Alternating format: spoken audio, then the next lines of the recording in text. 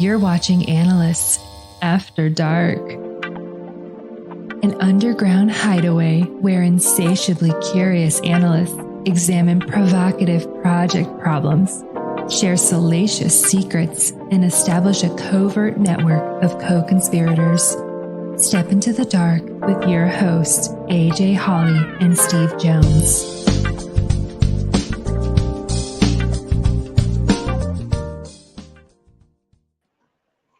Well, hello, Steve. Hello. We're stepping into the dark. Oh my God. A little darker. It's been a minute. We've had some technical issues getting this show up and running. So most of it was around the time zone conversion. The tool that we use, it takes the time zone and makes it into the UTC time, right? So out of just the, is it universal coordinated time? Sure. And and so then trying to convert that back to standard, it was an issue. And so we've gone around, we're about 20 minutes late than we usually start this, but luckily it'll be worth it today. Absolutely. So how have you been? What's new? New employee start. Oh, nice. So it's been a lot of fun trying to get all the logistics together in the office, and starting it's a lot of fun. And we have reasonable expectations. We know it takes a while to get through all the training, and then most people want to start a new job and hit the ground running. Yeah. Well, we set expectations pretty early in interviewing. We say, we want you to hit the ground and walk, because it's a mountain to get up there. So we have realistic expectations. Talk to us. We'll have fun. Now, when you onboard somebody, do you get their desk all ready and have everything ready to go? Or is it more kind of a build your own adventure type of situation? Not the build your own, not the latter. So we do get the desk set up, a couple big screen monitors. We go with a laptop because we need to go between rooms, project stuff. Sometimes the applications are just on our computer, so we need to be able to project that in the conference rooms. Mm-hmm. Yeah, it's always fun. Always an adventure trying to get it all together and get all the applications and the access. Yeah, I've had that latter scenario a couple times myself, where it was, I walked in and I think that they were surprised that I started that day. And so they give me somebody else's laptop that had the job before me. And I go, oh, here's the desk. And there's like this much dust that's on the top of it. I was like, cool. As we've talked about before, I'm kind of a germaphobe. So then luckily I have wipes in my little, consulting bag. And so I wipe all the desks down. And then they said, oh, here's all the monitors and the monitor stand and everything else that you need. And they're all brand new and they're all in their packages. So like I spend the first 4 hours going, obviously in dress clothes because, business casual, whatever. And so I spend the next 4 hours putting all my stuff together, running the wires behind all the stuff, cable management is important to me as well. And by the time that I get done, they're like, have you started anything yet? I'm like, that's not my fault. That is 100% on you guys. And like, do you want to go to lunch? And I'm like, yeah, sure. I'll go to lunch with, pit stains and dust all over myself, whatever. Yeah, I think my worst experience was not getting a computer for the first week. Oh. And then waiting another 2 weeks to get a phone. Yeah, that's rough too. Yeah. That's a rough start. It doesn't set you up for success. And I feel like it's one of those things that it's indicative of the organization, or at least like the team that you're going to be working with, right? So it's like, are they like this with everything? Is it more, just ragtag, we're putting things together, or is it more, we are prepared, we're ready to go, and then you're going to hit the ground at least walking? Yep. Yeah. Yeah, you definitely learn about the dysfunctions of the team if things aren't set up when you get there. So yeah, I definitely agree with that. So you need someone to kind of shepherd that before they start. Luckily, tonight with us, we have one of those individuals. So we have with us Michael Hauck. He's proud to be one of the founders and owners of the consulting firm Congruent X. and serves as the Chief People and Experience Officer, a title which he definitely did not make up in that role. So following a stint in the U.S. Army, he has now been in the business industry for 35 years. His experience has been about 60-40 between working for a consulting company in some capacity and working in corporate America. Early in his career, he became a trainer, and somewhere along the way, he learned that he gets more satisfaction from helping people versus focusing on just implementing technology. So with that, let's welcome our guest, Mike. Hi, guys. Hi, Mike. Hi there. Thanks for having me. First of all, thank you for being so patient with our technical difficulties. I know we're getting on it a little bit, and it was like, okay, we're 20 minutes into this. What kind of ragtag show are you guys running? Like, yeah, it's after dark. You know what happens. You know, it was a long time ago that I was in the Army, AJ, but there's still a lot of lessons that I learned that I use on a daily basis. And one of the things you hear in the military all the time is hurry up and wait. Yes. So, no big deal.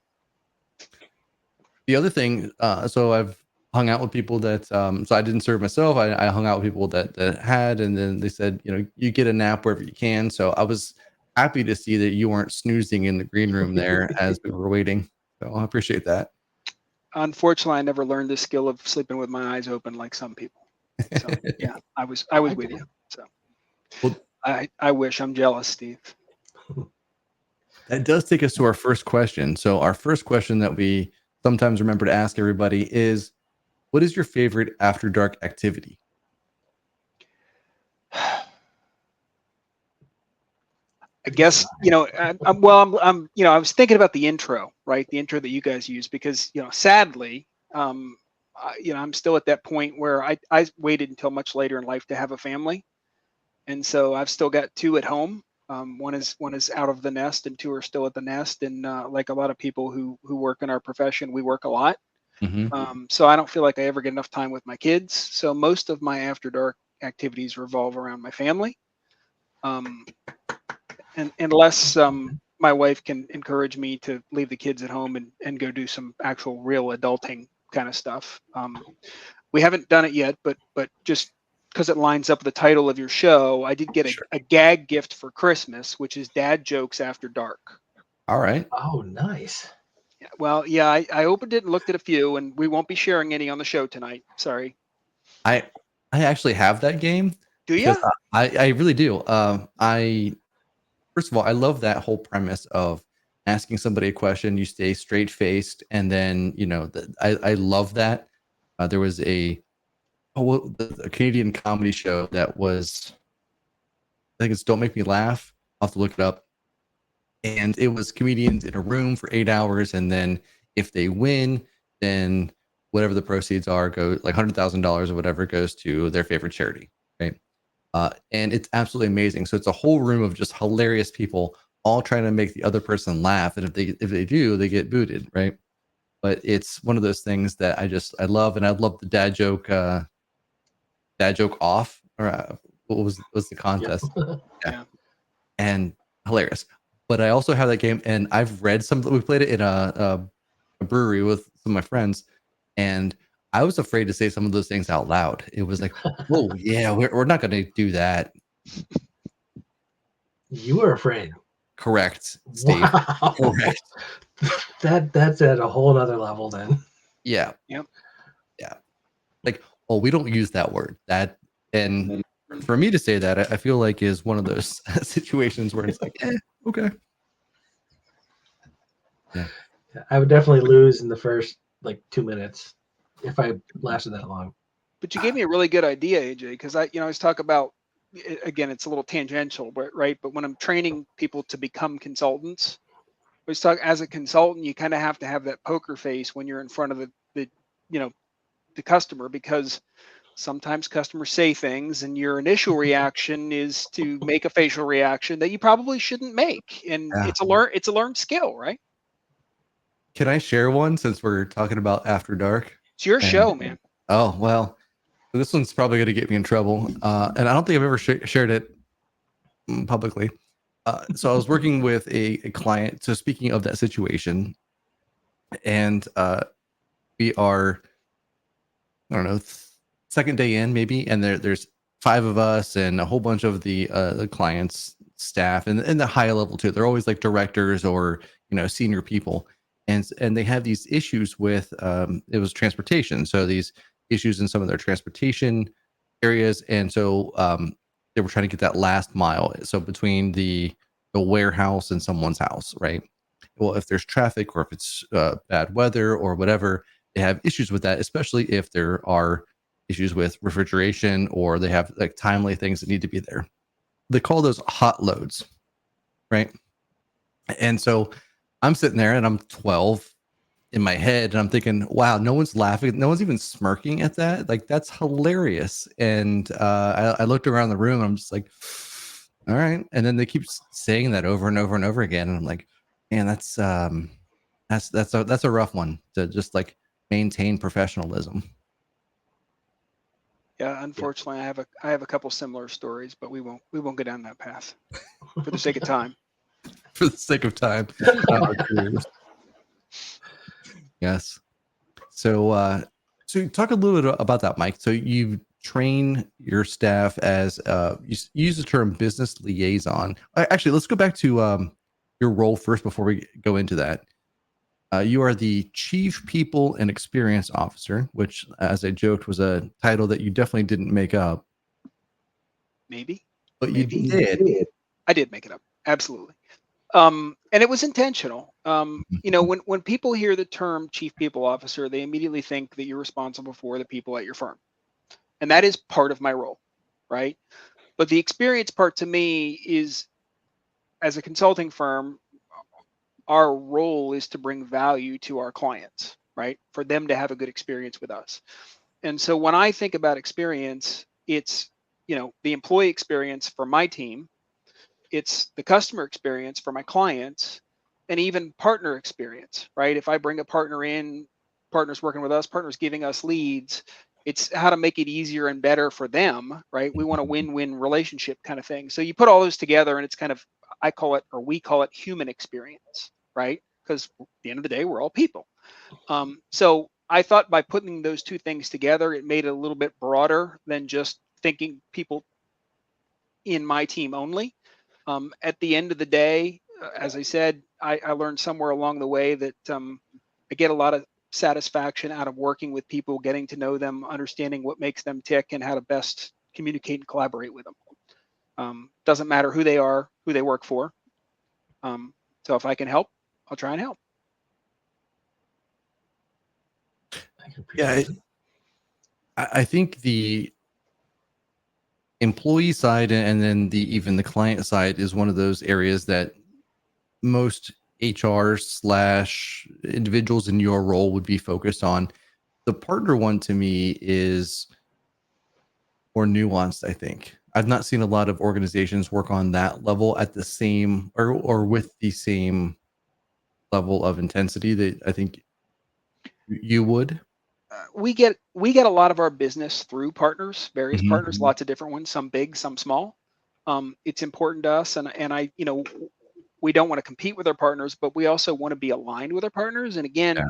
whether it's their client and we're helping them provide services to their client, or whether it's our client and they're helping us, I don't want the client to have a completely different experience when they're working with, the partners team versus our team. And so I think it's really important to be, close with your partners and understand each other's culture and the way that you want to work and everything else to try and mitigate the gaps and make the experience as smooth as possible for the client. Because at the end of the day, we're both trying to serve the client. Yeah, and I think that makes sense. Go ahead, Steve. I hope so. Yeah, I mean, all sides benefit when there's a consistent, cohesive experience. Yeah, that's the intent anyway. Yeah, so going into that, so like that's you got this kind of trifecta of the people, the client, and the partners that you are working with. So tell me a little bit more about the business liaison side of that and how you train those versus what we would consider traditional analysts. So, and like a lot of things these days, right? it's maybe more of a terminology thing, but it's intentional.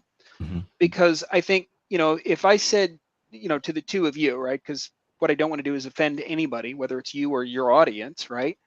But when you think about business analysts, right, and the classical business analyst position over the years, I think if I look at the extremes, right, you have people who went into business analysis because they're very analytical and they want to dissect a process, and really they may not be extroverted in nature, right? They want to focus on the process, right? And that's important and that's valuable as a business analysis skill.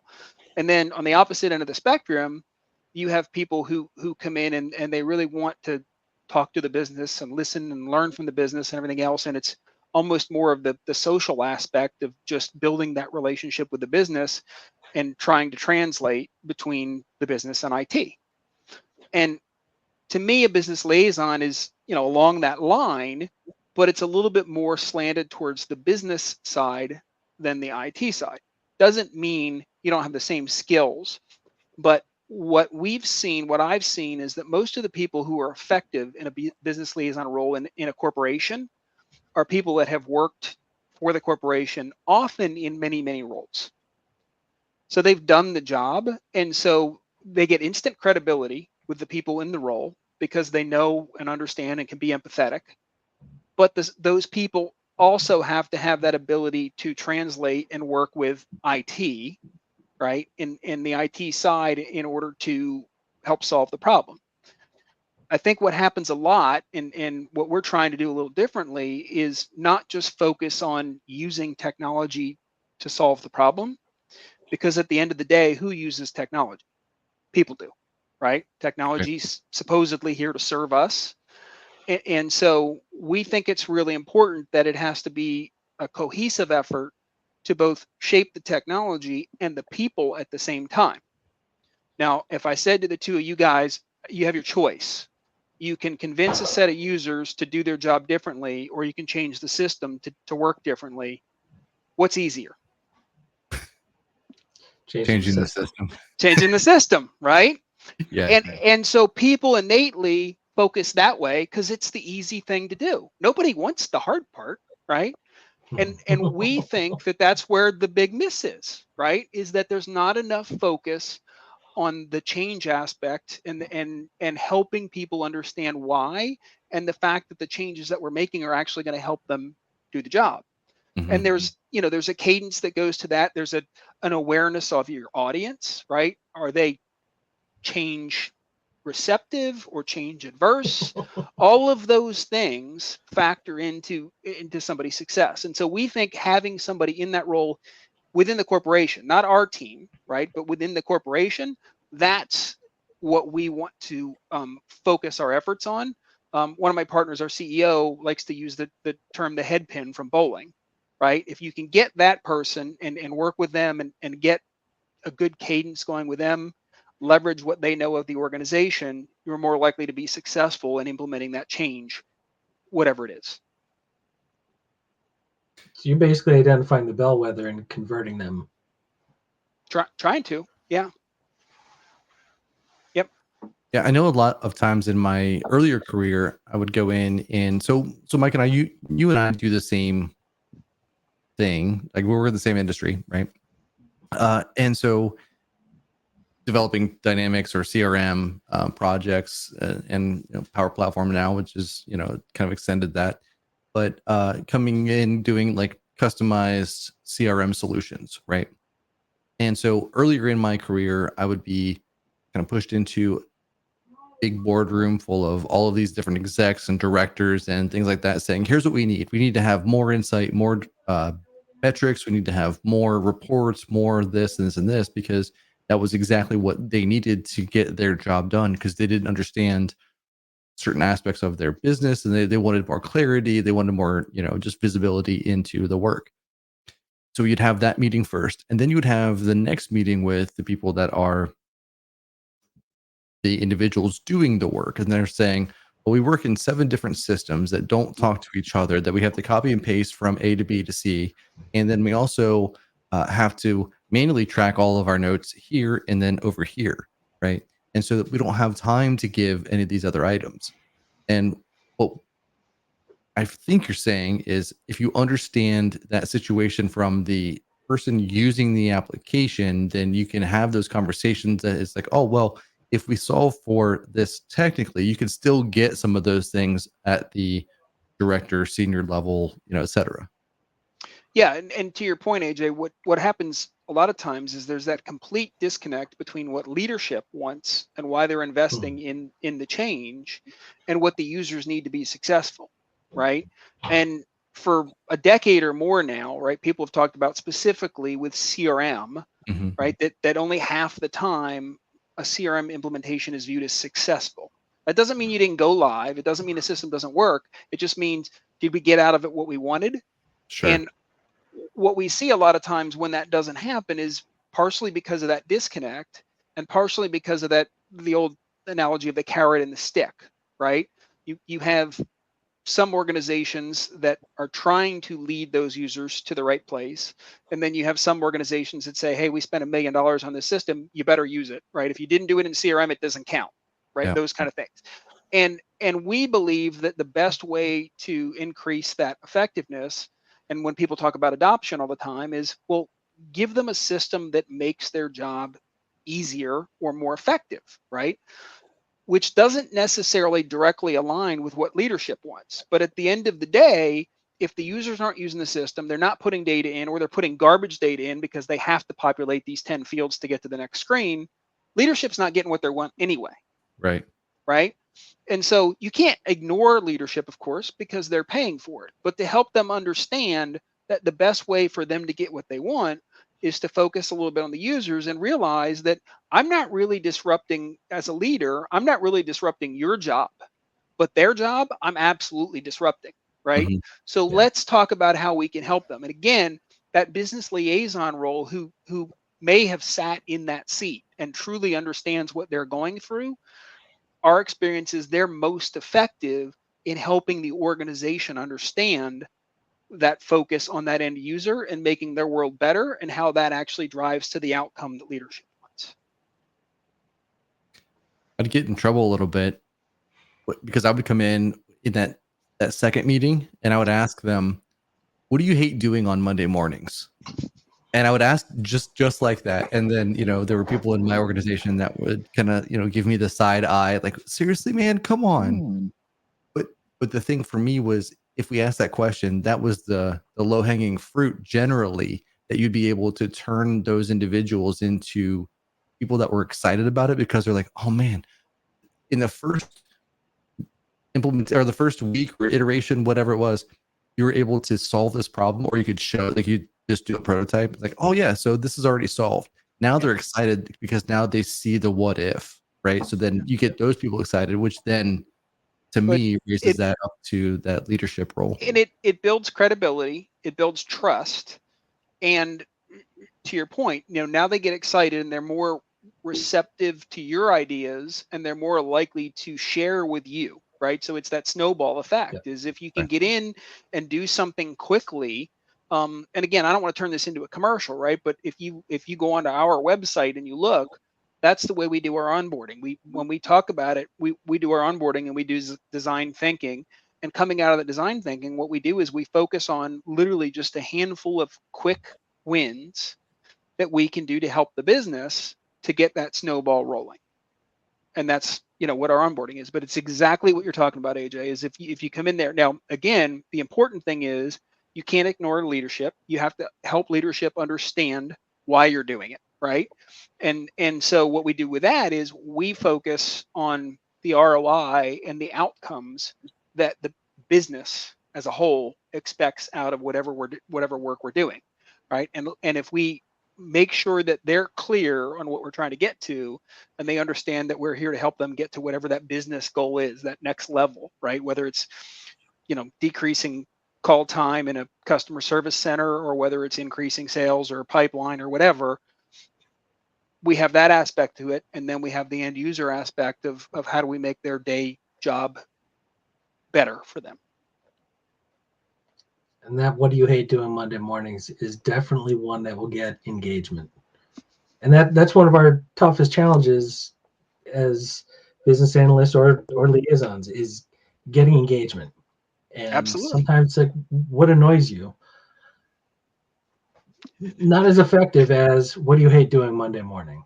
And I have used that one, and you get immediate engagement, even if it is Monday morning and they haven't had their coffee.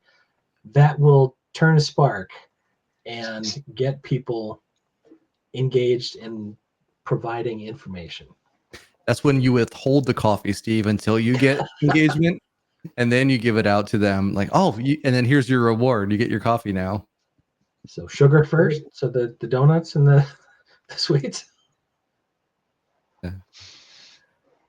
I think that those are important questions, and framing it obviously in a very abrupt way gets people like, oh, they're not just about the professionalism that it goes along with that, or they're not just there to. It's I'm trying to be real and figure out what the real problem is, and we can bypass some of that and just break it down more into a one-on-one level, because you're talking to me. You're not, we can fix it, maybe we can't, but it's, to me, one of those things that I think leads into the engagement a little bit easier than if you're like, so you got your pad and paper, like, what do you want?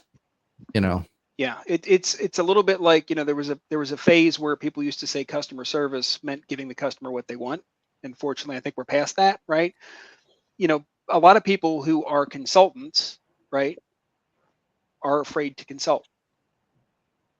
And that's a big thing. And obviously it's an art, and you have to be careful as to how you do it. But to your point, that doesn't mean walking on eggshells all the time. Sometimes you have to ask the difficult questions, and sometimes you have to shake things up a little bit.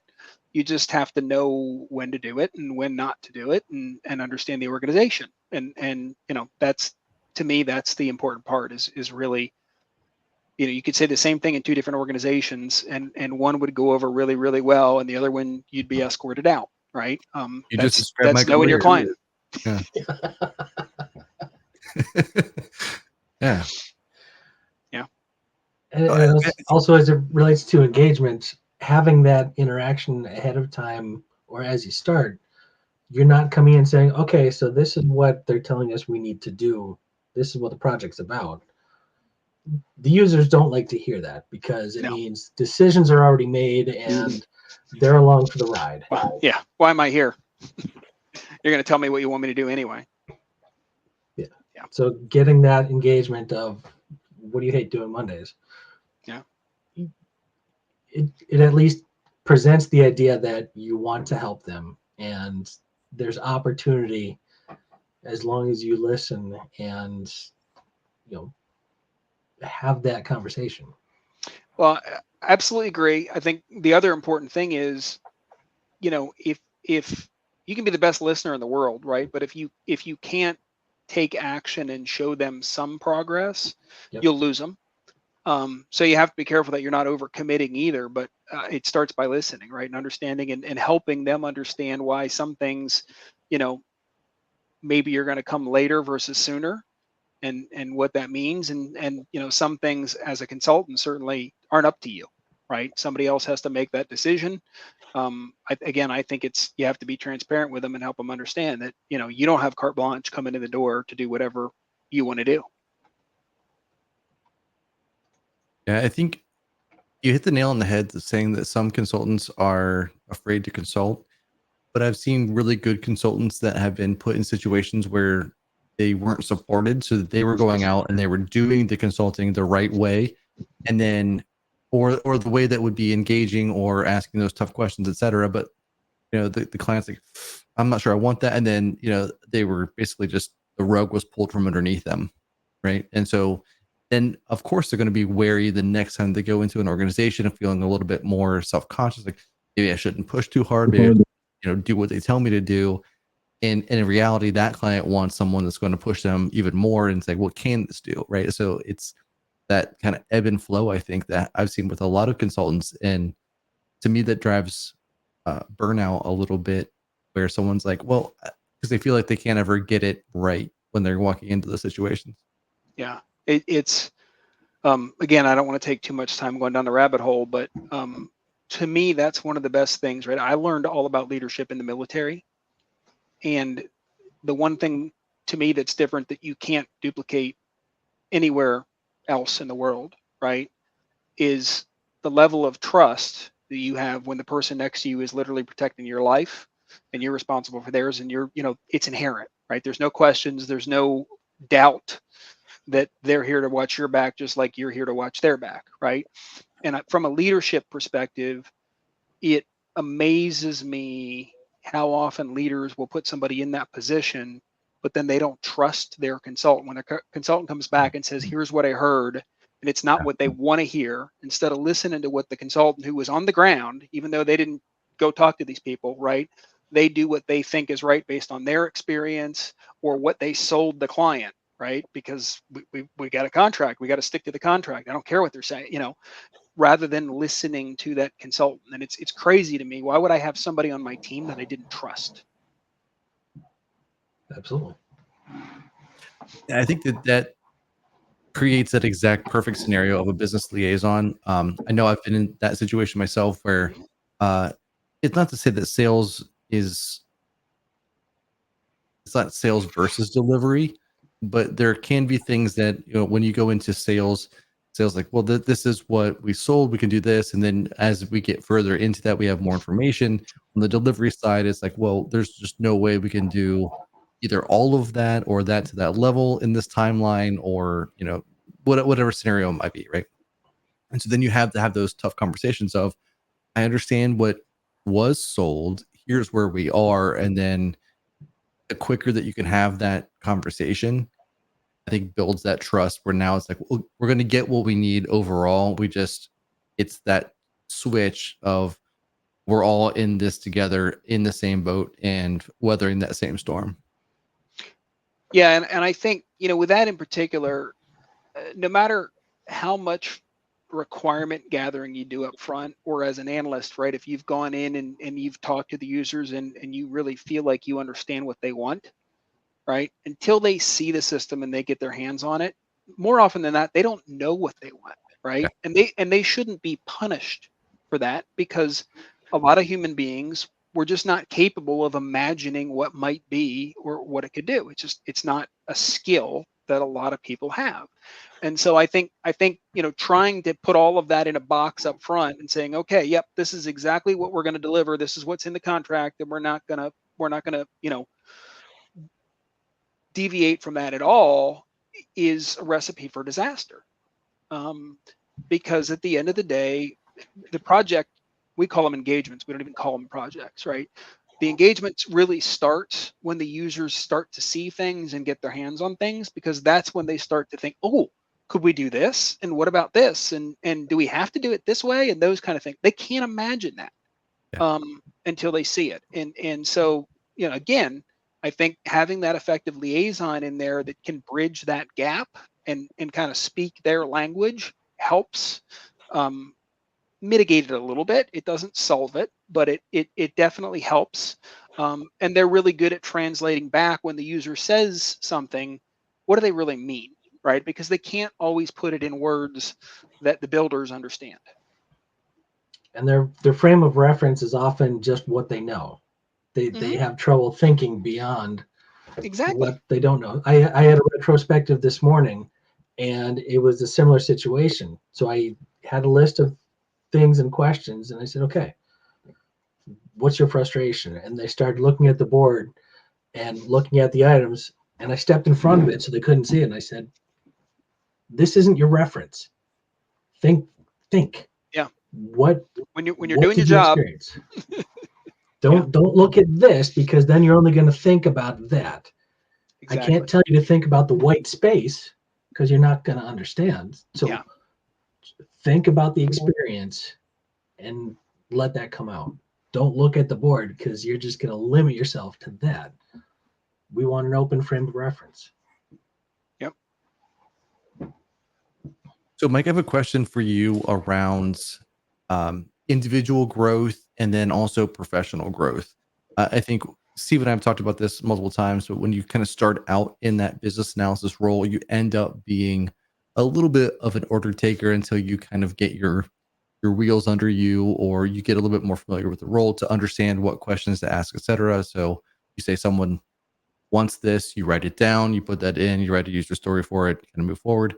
But what's the how do you grow those individual talents and then also push for those more professional skills where they can go in and ramp up somebody from, let's say new off the street to that more liaison position?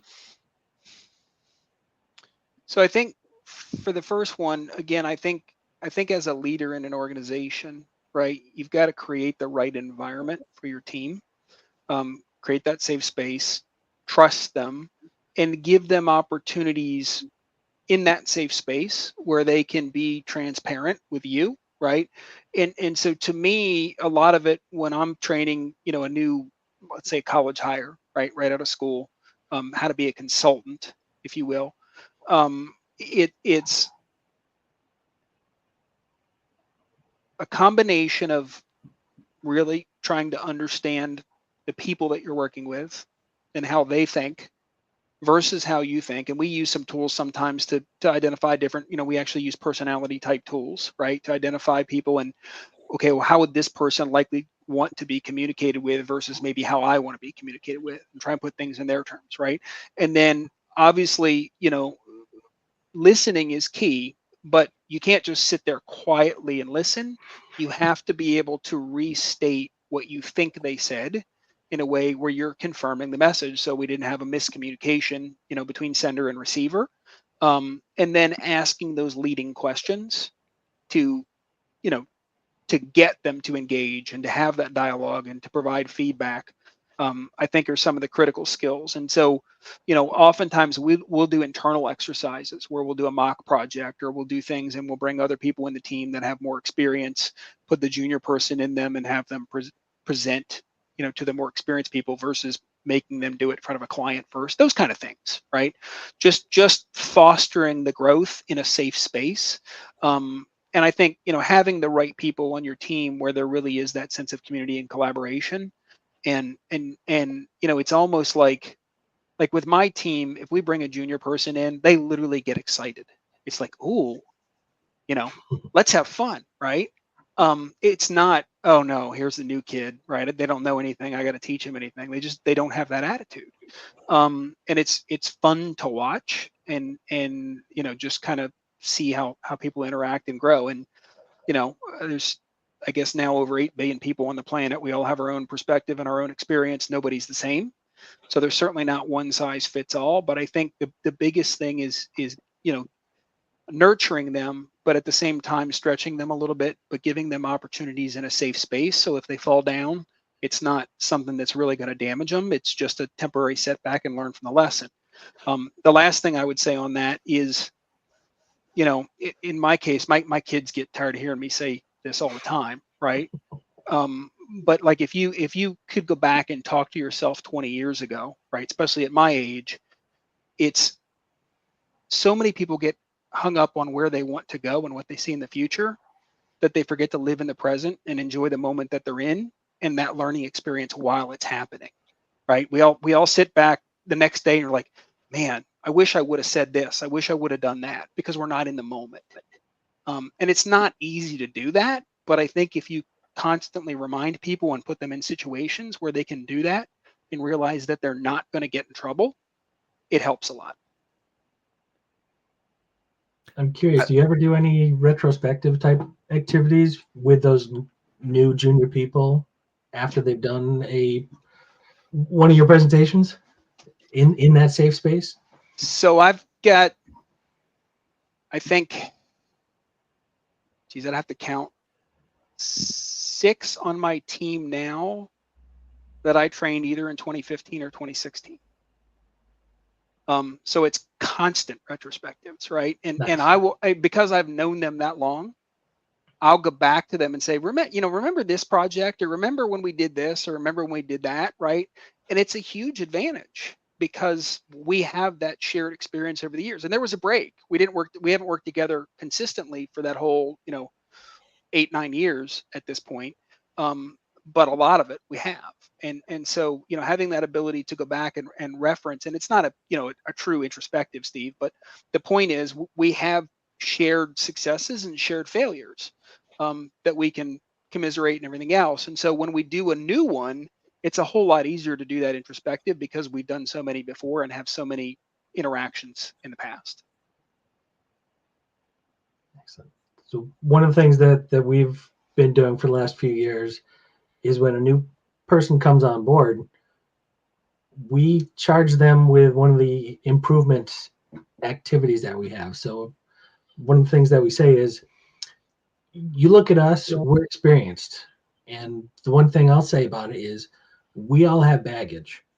So when we look at an instruction sheet, we know everything that we went through. So we're just kind of glossing it. We don't have the experience of going through it the first time. So we want to make sure that this is useful for you as you go through. If you see anything, raise your hand, shoot us an email, let us know, because that means it's not effective, it's not efficient, there's something wrong with it. That's a really good way to put it. I'd like to think I do something similar, but it's not near as formal and official as what you just said. I might steal that idea, Steve. I like that idea better than what we're doing today. So send me the bill. I can do that. Bottle of scotch, all done. So one of the things that we like about it is it gets them engaged, because we're now saying you have a voice, you've got an opportunity to capture something that now will live on. And when they're, before there's anything official they can do as far as getting up and running, in order to get there, you need to be able to walk, and being able to have effective materials for your reference, that's critical. So it gives them a little more skin in the game up front to actually engage and to provide feedback that we're going to put live. Yeah, I like I said, I really like it. This will probably resonate better with AJ than it will with you and some others on the call. But as AJ said, we work in a similar space, and we work a lot with the Microsoft stack, in particular the Power Platform. And Microsoft's pace of change these days is borderline insane. Yeah. And it's really kind of impossible to keep up with. We used to have people that were experts on everything, and now you literally can't do that, and it's hard to keep up with any one thing, let alone multiples. And so a lot of times when they roll out a new technology, whether it's a new tool or change or whatever, I'll actually assign that to the new person and have them go learn it and research, because to your point, we all have baggage, and we have our perspectives and the way that we used to do things versus the way that we can do things now. And so it actually helps them build credibility with the team, because even though they're brand new, they now know something that nobody else on the team knows. So that's what we do. But I really like your suggestion, and I think I'm going to incorporate it into some things that we do. Hopefully my newest person isn't listening to the call and doesn't sleep tonight because of it. But opportunity. I'll add to that before we move on to the next segment. But the thing I like about fresh fish, newbies, greenies, whatever you want, greenhorns, whatever you want to call them, people that are coming in new, is that they come in and they don't understand, may not understand how everything got built beforehand. So then they come in it from a completely different angle, and then they say, "Oh, well, why don't you just do this?" And then you're looking at this going, "Oh man, that's such a great idea," and they're able to kind of leapfrog some of the things that you would be building out normally, right? So then you would have gone through all this other progression, and they're like, "Oh, if we just did this other thing, it would make it so much easier." And you're like, "Yeah," and then you're a little bit bummed, but at the same time, you're also proud of that individual. Absolutely. It gives them an opportunity to speak up. Yeah, get used to it. That's what we want. Yep. All right, so we are going to go to our next segment, which is the BA hotline. So stick with us.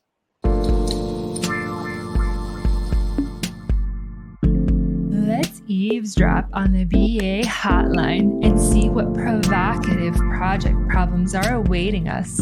Is your project in hot water? Operators are standing by. Ooh, that's hot. Right. Welcome back. I always enjoy that. I enjoy that too. So I know right now we had some technical issues going into this session, so we're just going to go ahead and ask Mike questions directly, since I doubt that we're going to have a whole lot of folks that are joining in the commentary. But if you do have a question, you can always visit analystsafterdark.com to submit your inquiry into the BA hotline, and we'll answer that live on air and ask our guest your question. So, Mike, I'm going to go in and ask a question. So, what 3 things do you think that a business analyst would need to move from let's say, standard analyst or an analyst position to that liaison, specifically, either skill set wise or personality or anything?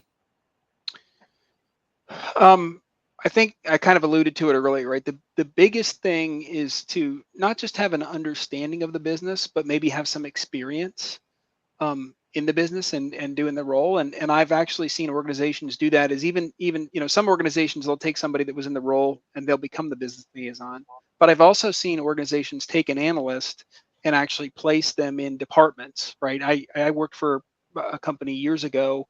The president of the organization now was an intern when I worked there, right? And we cycled him through every department in the company. And I would have bet you money, 15 years ago, that he was going to end up being a C-level exec at that company after he ran through all of those departments, just based on the feedback and his experience and his findings and things. But I think that's really probably the most critical, is to truly not just understand it, but to be able to either do what they do or certainly understand and communicate to them in their language in a way that where there's no question that I'm one of them. It just breaks down so many barriers that a lot of analysts deal with on a regular basis. Number 2, again, is that kind of the interaction and really being able to understand people for who they are and how they want to communicate versus trying to do things your way. And obviously, there has to be some degree of compromise, but we all know some people are good at compromise and some people aren't good at compromise, right? So to have that flexibility and resiliency to know the people that are going to compromise and that you can work with, and the ones where you kind of just have to listen to them and then try and translate to the best of your ability what they do. So that human interaction and communication, and that real flexibility, and you're kind of putting your ego aside and just trying to get to the message and forget about how they deliver the message and focus on what they're saying and what they're trying to achieve, right? Is probably the second thing. And then the third thing is, kind of like what we were talking about earlier, is you've got to, in the proper perspective, proper timing, everything else, but you've got to be able to question things, right? You can't be afraid to go to management as appropriate and challenge status quo, or you won't be effective. Is that where you just go in with whatever glove you have and smack them in the face, and then like it just duel immediately, or is it afterwards? That's probably not the approach that I would take. It is an approach, but it's probably not the one I would take. And there's pros and cons to using shock language too. Yep. So telling a director that their training is deficient will certainly get their attention. It doesn't mean it's bad. It means there's something missing. And the words that you choose make a difference as far as what that follow-up might be. Yeah. It's funny, Steve. One of my favorite words in the English language is ignorant. Right? Doesn't mean dumb, doesn't mean incapable, just means you don't know. Yeah. Right? But boy, you call somebody ignorant and watch what happens. Yeah. Absolutely. Yeah. It gets a response. Mm-hmm. You will get engagement. It might not be what you want, but you will get it. So it's just a way to find out how can you get that engagement to be productive, constructive, useful. Yeah. So if you just sub out ignorant with unaware, it's one of those things that takes something that is charged and it just removes all of that. You're like, oh, I was unaware of that. It's like, well, of course you were unaware. It's okay. It's new, or it's, whatever. And now you're having those conversations at a much different pitch and tone than you would have otherwise. And that's a great example, AJ, is literally, those two words are literally synonyms for each other, right?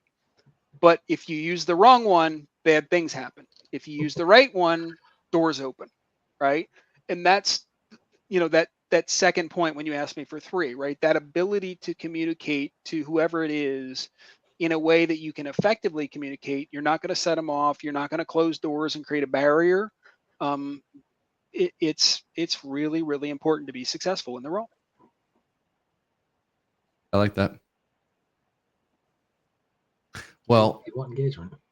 I mean, yeah. It's got to be productive. It's fair. And I find this in some of the projects that I work on, but also just in some of the public speaking that I'll do.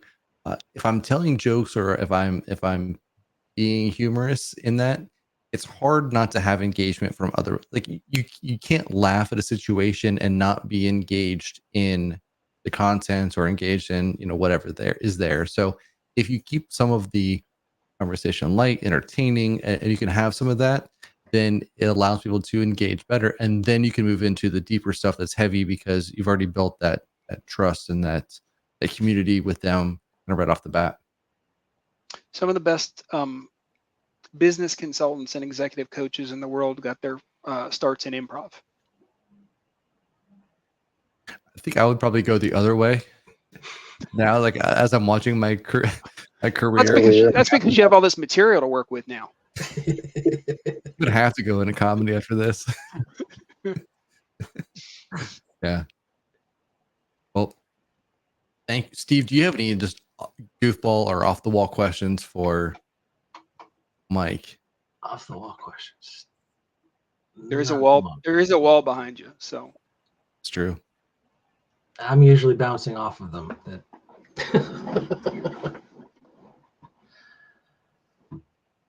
Not at the moment. I'll get there. All right. I'll get there.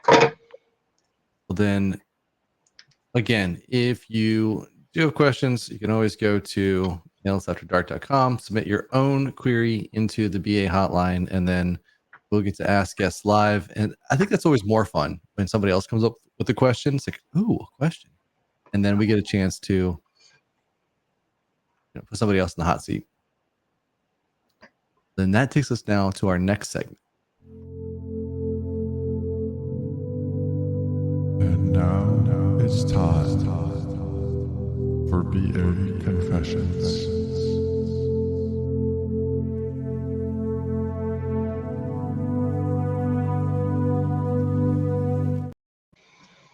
All right. So, Mike, we had talked about this in the green room a little bit in prep for this show about confessions and some of the things that either have made or broken business liaison, business analysts in the past. And I think you had a couple of great scenarios that you were going to share. So yeah, I mean, again, transparently for the audience, I was a little nervous when you were asking for confessions because I wasn't sure where we were going with that. So framing it helped a lot. But yeah, the two examples that we talked about, one was a situation where the business analyst and the PMO, we were in a meeting and project wasn't going well. And they started pointing fingers at each other, right? And it got really, really heated to the point where they both stood up out of their seats and were calling each other's names. And it got very, very unprofessional quickly. And there were 3 consultants in the room, and I don't remember exactly, but I'll say 10 or 12 folks from the client side. And I'm guessing that this kind of interaction may have happened before because they all just sat there and watched. And I couldn't do that. So I just stood up and I said, ladies, I don't think this is the right time or place. Can we maybe take this into another room kind of thing? And they just stopped. And, it was one of those moments that could have gone a lot of different directions, but I just literally I couldn't sit there and watch it. I mean, I felt bad for both of them, and it wasn't going anywhere. Obviously, it wasn't productive. So that was a not fun moment. But you know, and I will tell you, they ended up ultimately scrapping the project. So the project never went live. Oh. It wouldn't have mattered what we did. Not it. Wouldn't have mattered what we did. It wouldn't have gone live anyway. It was they had some big organizational challenges. Did And then you go ahead. did you all place bets on the board? Is that why you said a different room, so that way you could just, you know, gather the cash right there and then see who was going to win, or was different? It was literally the reaction in the moment. I don't know if that was a good idea or not, but I was just trying to stop the argument and let things cool off a little bit. So I think the other example that I gave you was the joys of what happens when you're, mid engagement, and for one reason or another, the business liaison is no longer part of the engagement or part of the organization. And that definitely throws a huge wrinkle in plans and everything else. And at least most of the organizations that I work with, they don't have, multiple people in that role. Usually there's one business liaison, maybe a handful of analysts, but there's very rarely more than one business liaison. And so that was a huge void to fill.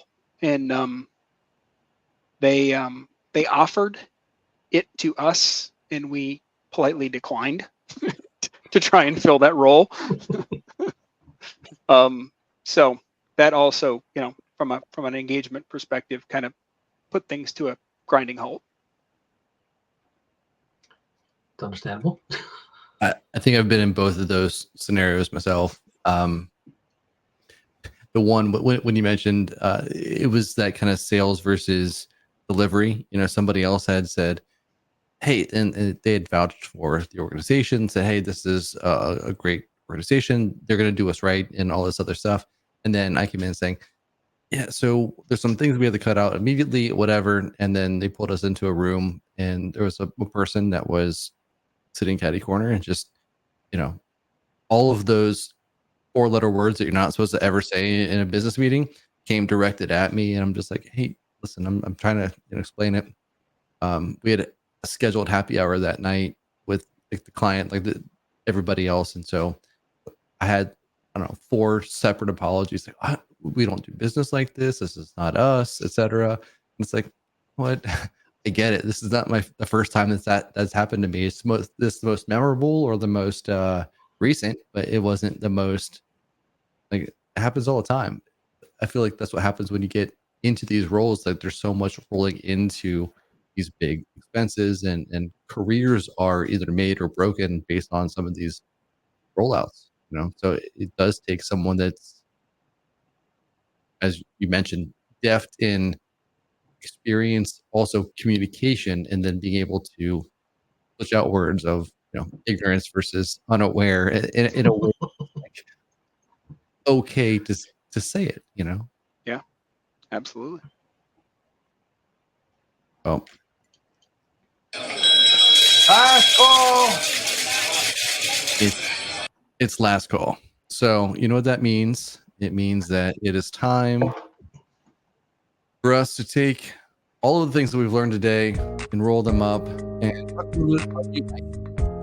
Thank you so much for being on our show today. This has been amazing. I know we kind of rolled out a little bit later than normal, but it's always a pleasure talking with you. For those that don't know, I count Mike as one of my mentors. So we talk not too frequently, but when we do, it's a chance to, like, I think, big brain things about world problems or what's going on, or at least, we solve them and then we go on with our daily lives. Yeah. Unfortunately, we don't implement them right away. We just solve them. So, yeah. But no, I've always appreciated your commentary, insight, and just your general outlook on how we should probably all work together, collaborate. So thank you so much for our show. Thank you. Appreciate the kind words. Appreciate you having me. Always great to chat with you, Steve. Good to chat with you. And Great chatting with you. stay in touch, gentlemen. So, Mike, where can we find you outside of this? So, if we wanted to have other conversations, if people wanted to like reach out to you directly, talk about business liaisonship, the word I just made up, and Right. yeah, So LinkedIn, Okay. the LinkedIn profile is just, there you go. It's just Hauck, again, phonetically pronounced H-O-W-K, but it's H-A-U-C-K because my ancestry is German, is what it is. That's one way. Email is just mike@congruentx.com. It's really simple. That's, again, one of the perks of being one of the founders. You get to make up your own email, just like you get to make up your own title. Nice. And then I actually just started my own, I hesitate to call it a podcast just yet. We're kind of working on it, but the first episode is up on YouTube as of today. And it's, the URL is howtochange.us. So Steve, if you work with me, right, it's how to change us. See how that works? Huh? Yeah. Right? Yeah, so just howtochange.us. all right, wonderful. Well, Mike, thank you again so much. This has been a lot of fun. It's always good talking with you. Steve, what do we have coming up? Coming up in our next show, we have a returning guest, our first returning guest, Coach Vic. Vic Nichols will be coming to us talking about diversity, equity, and inclusion in analysis. I love it. I'm excited for that. So, he's always just electric when you talk to him. Absolutely. He brings all of the energy. It's just literally all of it. It comes. So I'm excited to talk to him, and it's always good to talk about analysis. You know, we find that there's biases that we all come in. So I'm curious to hear his thoughts on that and how we can maybe apply different things in analysis and different tricks and tools and what we can do to get more. I don't know, just be more accepting. So thank you, everybody. This is our show. This is Analysts After Dark, reminding you to stay curious And stay positive. Thanks. Thanks, everybody. Thanks, guys. Have a good night.